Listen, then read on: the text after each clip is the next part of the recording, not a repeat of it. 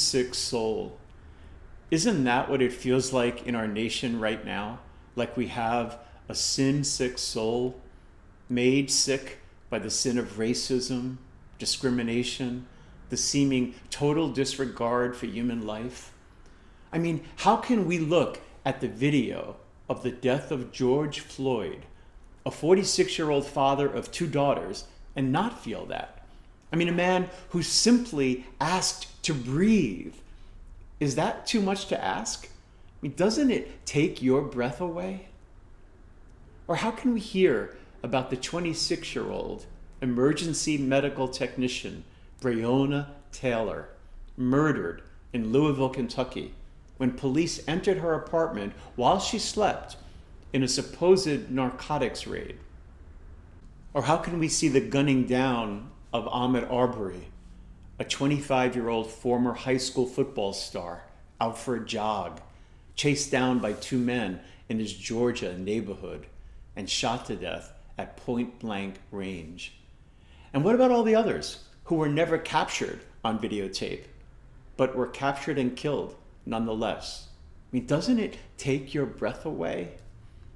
It does mine. And yet it feels as though there is something hopeless about it. We've gone through it so many times before with untold promises that things will get better, but they're not. They're getting worse.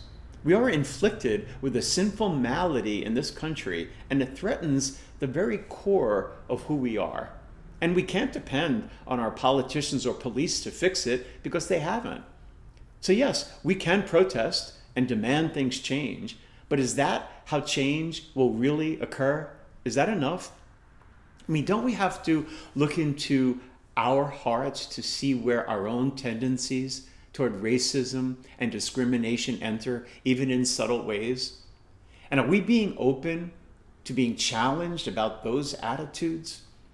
Do we have the courage to call out other people when we see it and hear it in them? I mean, I was with a friend just the other day who said something so blatantly racist that it stunned me. But she didn't see it, couldn't see it. Talking about those people, that kind of neighborhood. What can you expect from her? Of course he's going to be that way.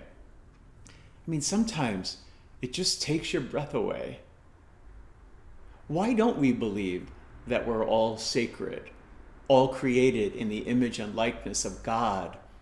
A God who has no skin color, no ethnicity, no gender, no sexual orientation, just universal love. Love begetting love. But no, instead we inject hate, allow our fallacious preconceived notions, our prejudices and fears to dictate, rather than the command, love one another as I have loved you. If you do meditate or pray, please remember George Floyd, Breonna Taylor, and Ahmaud Arbery. And remember the countless others too, those who had names and families and dreams and hopes. Let it take your breath away. And then in the next breath, ask that we might be an agent of change, just us, right now. You, me, here, now.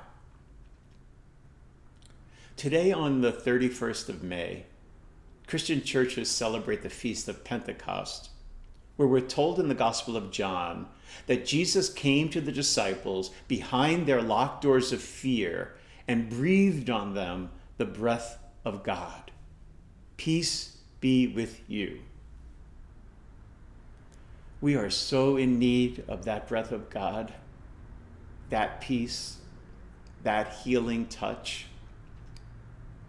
Dr. King once said, "We may have all come in different ships, but we're in the same boat now." Well, friends, that boat is sinking, and we're the only ones who can keep it afloat. Peace be with you.